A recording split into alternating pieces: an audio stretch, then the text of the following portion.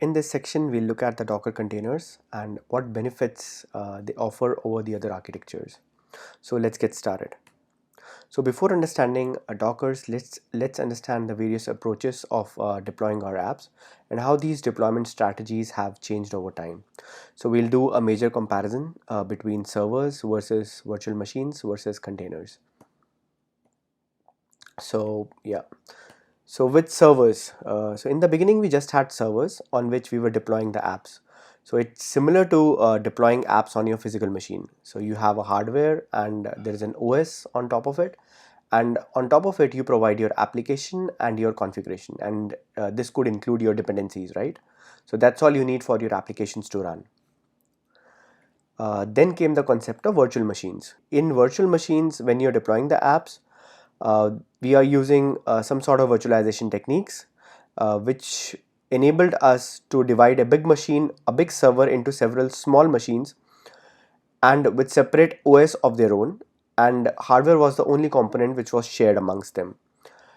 And due to separate OS, these independent virtual machines were pretty heavy, but they gave us the capability to scale independently, right? So we can have like hundreds of virtual machines running in a big server, and our applications are able to scale. We can deploy different architectures of highly availability concept, right, and disaster recovery, basically schemes or architectures. Then came the concept of containers. So we'll understand that how Docker fits into the complete picture. But what container concept does is that you have a hardware, you have an operating system. Both of these things are shared with your containers, and your container only contains your apps and your configuration. Since OS is not part of your container, so your containers are pretty small, and the same concepts you can use fairly easily, like you can create a highly available architecture or you can employ disaster recovery mechanisms. What is Docker? So Docker is a way to containerize our applications. And as we already discussed, that what is a container? So in simple terms, container is your code and your configuration, but you don't have the overhead of your operating system. One major difference between a container and a virtual machine is that virtual machine contains operating system, which is pretty heavy, and containers don't contain operating system. They just contain your code and your configuration. There are several benefits to using Dockers. Yeah, let's go through some of the benefits that Docker offers us. So first one is isolation. Containers are isolated, which means the problem in some containers will remain in the same containers and is not propagated to the whole environment. Then the next one is we can run it everywhere. So apps run as containers perform the same way in different environments and is less dependent on the host infrastructure, which was an issue with the server's approach. So your app might run on one server but might not work the same way on the other server. But we don't face these issues with Docker. And the third one is versioning enables easy management. So as we'll see in future lectures, that we can version our containers, right? So with versioning, we get various benefits, like you can easily manage which version contains which implementation, which code. You can apply patches and provide a bigger, provide a changed version. And that way you can easily manage your implementation, and your app's versioning can go along with the container versioning. The next one is easy scaling. So if you're deploying your apps as microservices running in Docker containers, then you can scale certain areas of your app based on demand. For example, if you have an e-commerce application and you see that your cart pages are getting more calls than your, let's say, your home page, then you can scale your cart pages independent of your home pages. The next one is flexibility.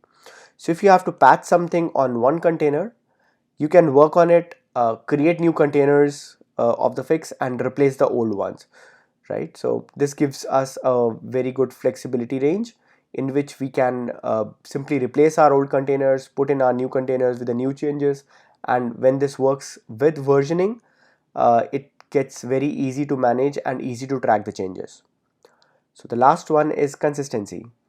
So the good thing about Dockers is that you always get the consistent behavior every time. For example, when you implement your CI/CD pipelines, right? continuous integration and continuous development pipelines, you can be sure that the scripts that you write will work consistently and will keep on working. You don't have to modify your scripts based on your changes. So every time they will keep on deploying your containers, they'll kill your containers if they fail to respond, and they can spin up new containers based on the same image. So yeah, these are the various benefits that you get with Docker. Yes, so next one is the Docker file. So we'll see in the future lectures that how we use this file, but just to give you the context, we add the Docker file at the root level of our project, and the name should always be Docker file. So that's how the Docker is designed. It will always look for this for the name of this file. You can look at the documentation, and I've just put this screenshot of a very simple Docker image. Let's go through it one by one. So the first line, from, it signifies the base image. So you are saying that it's a Java based application and you are going to use a JDK 8 image. Next one is the volume. So this volume is your container volume. So you tell Docker that create in your container, this volume is going to get used and your code might access this volume. Okay, so what you can do is you can put some temporary files, or you can put some files in this temp directory, and your code might use these files to do some operations, and yeah, and you can get your implementation done. Next thing is you are exposing 8080 port. So this is a very secured mechanism of only exposing what is needed. So if your app is running APIs and those APIs are exposed at 8080 or let's say 8085 port, you have to give that specific port here. So no other port apart from 8080 will be accessible in that container.